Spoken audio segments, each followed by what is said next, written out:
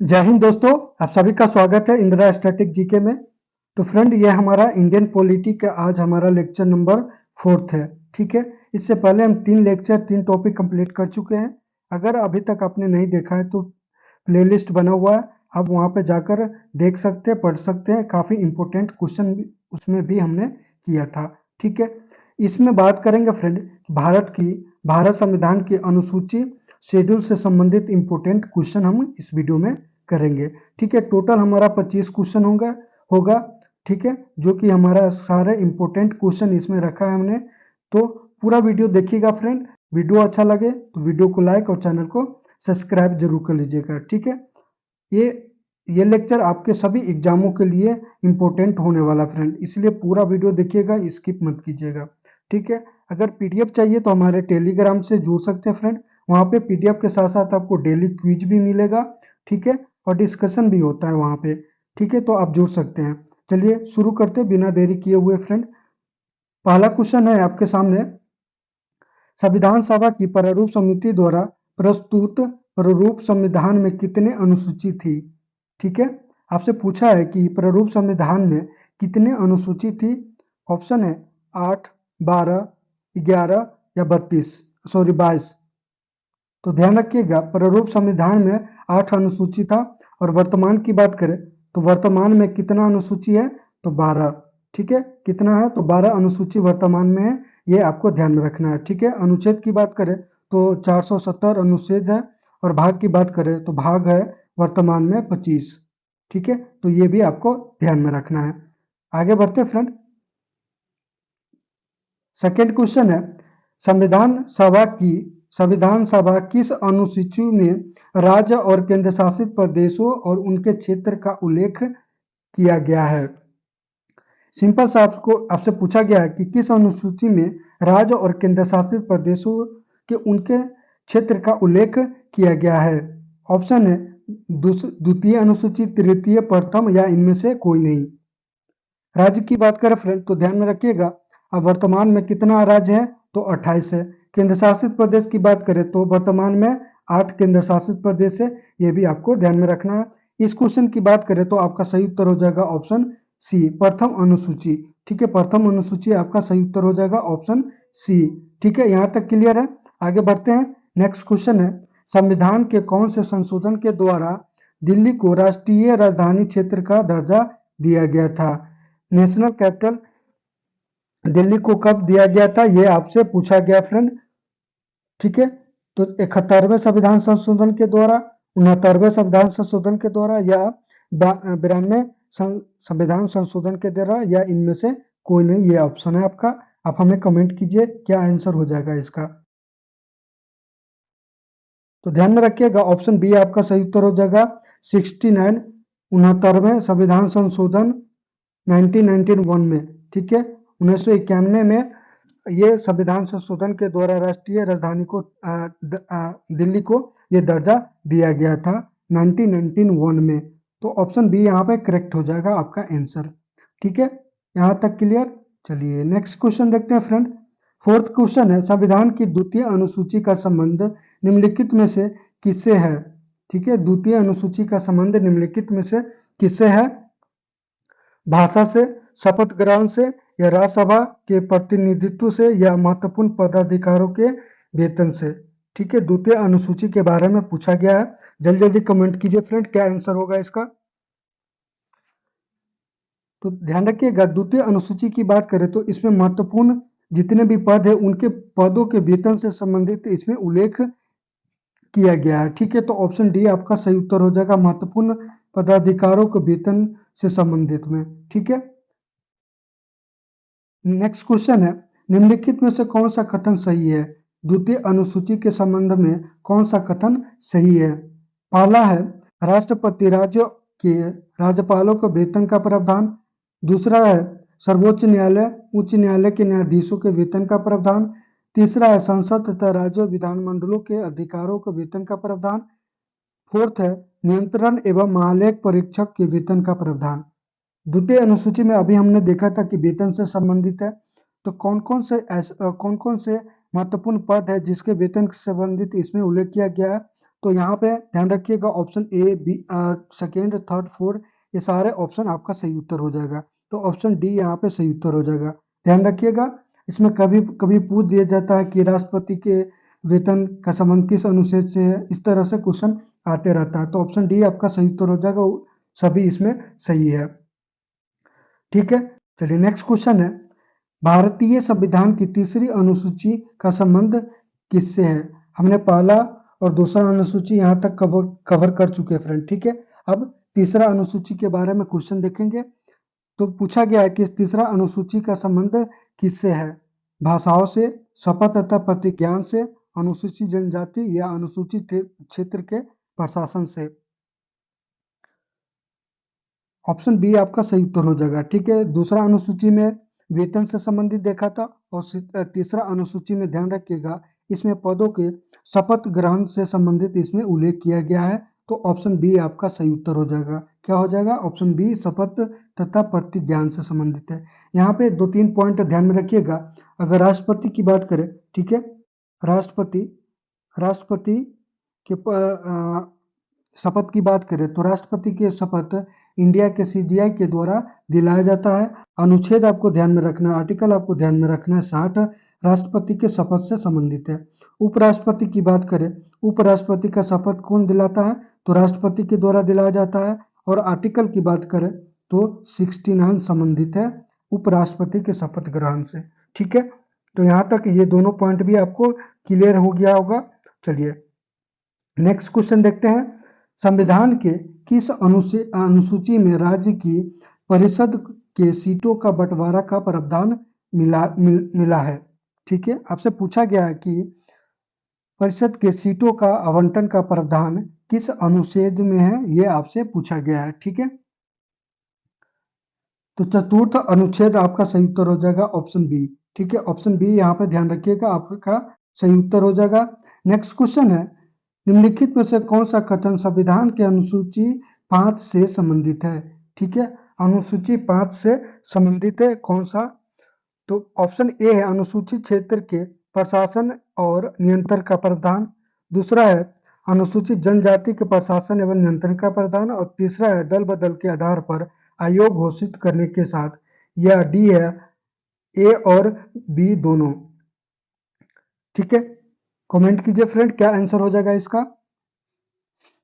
तो ध्यान में रखिएगा, अगर 5वीं अनुसूची की बात करें तो इसमें अनुसूची और अनुसूचित जनजाति के प्रशासन तथा उनके नियंत्रण का प्रावधान किया गया है। ठीक है, तो ऑप्शन ए और बी दोनों आपका यहाँ पे सही उत्तर हो जाएगा।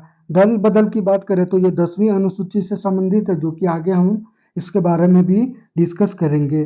ठीक है, ऑप्शन डी आपका सही उत्तर हो जाएगा। नेक्स्ट क्वेश्चन है, भारत के संविधान की कौन सी अनुसूची स्वायत्त जिला परिषद के स्थापना के लिए प्रदान करती है? जिला परिषद की स्थापना के लिए प्रदान करती है। 6ठी अनुसूची, 8वीं, चतुर्थ और तृतीय। ठीक है, कौन सा आंसर हो जाएगा? ऑप्शन ए यहाँ पे सही उत्तर हो जाएगा, 6ठी अनुसूची में। ठीक है, 6ठी अनुसूची में जिला परिषद की स्थापना की प्रावधान किया गया है। नेक्स्ट क्वेश्चन की बात करें तो किस अनुसूची में असम, मेघालय, त्रिपुरा और मिजोरम राज्यों के जनजातीय क्षेत्र का प्रशासन का प्रबंध है? ठीक है, काफी इंपोर्टेंट है, कई बार एग्जाम में पूछा गया है, ध्यान रखिएगा। ठीक है, असम, मेघालय, त्रिपुरा और मिजोरम राज्यों के जनजातीय क्षेत्रों का प्रशासन का प्रबंध किस अनुच्छेद में किया गया है? तो ये भी 6ठा अनुच्छेद में किया गया है। ऑप्शन सी आपका सही उत्तर हो जाएगा, काफी इंपोर्टेंट है फ्रेंड, आपको ध्यान में रखना है। ठीक है फ्रेंड, अगर फ्रेंड सेशन अच्छा लग रहा है, हमारा कंटेंट आपको अच्छा लग रहा है, तो सेशन को शेयर, लाइक और चैनल को सब्सक्राइब जरूर कर लीजिएगा। ठीक है, ताकि हमें भी मोटिवेशन मिलते रहा कि हम इतना मेहनत कर रहे हैं, तो आप लोगों के लिए आपको पसंद आ रहा। ठीक है, चलिए 11th क्वेश्चन देखते हैं, केंद्र एवं राज्यों के बीच शक्तियों का बंटवारा के बारे में किस अनुच्छेद में दिया गया है? आपसे पूछा गया है कि केंद्र और राज्यों के बीच जो शक्तियां होती है उसका बंटवारा किस अनुच्छेद के आधार पर किया गया है, ये आपसे पूछा गया है। तो ये प्रावधान 7वीं अनुसूची में है, ये आपको ध्यान में रखना है। साथ ही साथ आपको ये भी ध्यान में रखना है, 7वीं अनुसूची में 3 सूचियों को जोड़ा गया था। कौन कौन सूची है? तो पहला है संघ सूची, ठीक है, दूसरा है राज्य सूची और तीसरे की बात करें तो समवर्ती सूची, ठीक है। समवर्ती सूची राज्य सूची और संघ सूची को 7वीं अनुसूची में जोड़ा गया था। ये आपको ध्यान में रखना है, इंपॉर्टेंट है फ्रेंड, ठीक है। चलिए नेक्स्ट क्वेश्चन देखते हैं। भारतीय संविधान में 22 भाषाओं को राजभाषा की दर्जा प्रदान की गई है। इन राजभाषाओं का उल्लेख किस अनुसूची में है? ठीक है, आपसे पूछा गया है कि 22 भाषा जो हमारे संविधान में राजभाषा का दर्जा दिया गया है, तो किस अनुच्छेद में इसका उल्लेख किया गया है? तो 8वीं अनुसूची, ध्यान में रखिएगा 8वीं अनुसूची भाषाओं के लेकर काफी इंपॉर्टेंट है, आपको ध्यान में रखना है। इससे संबंधित और भी क्वेश्चन में देखने वाले हैं। चलिए नेक्स्ट है, किस संशोधन में सिंधी भाषा को 8वीं अनुसूची में शामिल किया गया है? आपसे ये पूछा गया फ्रेंड कि किस सिंधी भाषा को किस अनुच्छेद संविधान संशोधन के द्वारा 8वीं अनुसूची में शामिल किया गया था? तो 93 संशोधन के द्वारा, 92 संशोधन, 61वें संशोधन या 21वीं संशोधन के द्वारा। यहाँ पे 52 की बात करें फ्रेंड, ठीक है, तो ध्यान में रखिएगा 10वीं अनुसूची को 92 संविधान संशोधन में शामिल किया गया था, ये इंपॉर्टेंट है, ध्यान रखिएगा। 61वीं की बात करें तो 61वीं मताधिकार की 21 वर्ष से कम करके 18 न्यूनतम आयु कर दिया गया था। कहाँ? तो 61वीं संविधान संशोधन में, ठीक है।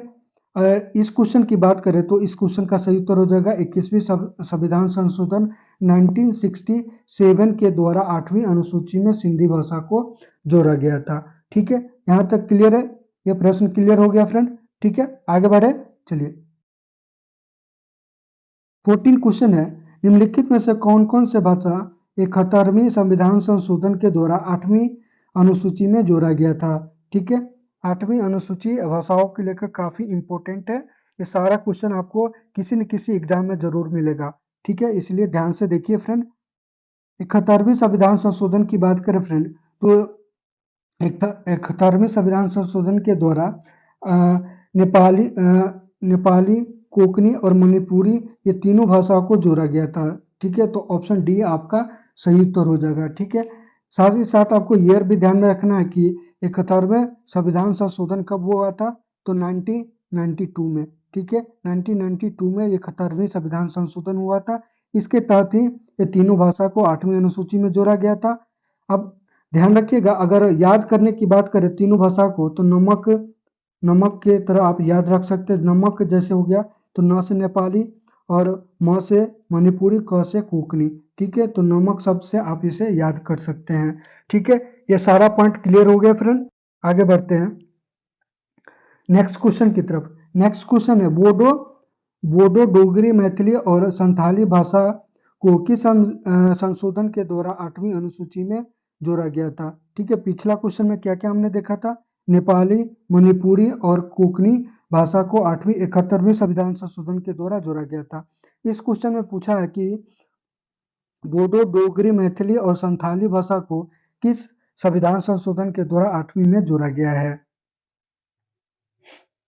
ठीक है, तो ध्यान रखिएगा 92 संविधान संशोधन 2002 के द्वारा, ठीक है, 3 के द्वारा ये भाषाओं को जोड़ा गया था। बोडो भाषा की बात करें तो ये असम की भाषा है, ठीक है, असम का।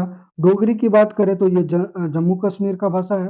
मैथिली की बात करें तो ये बिहार में बोला जाता है मैथिली भाषा।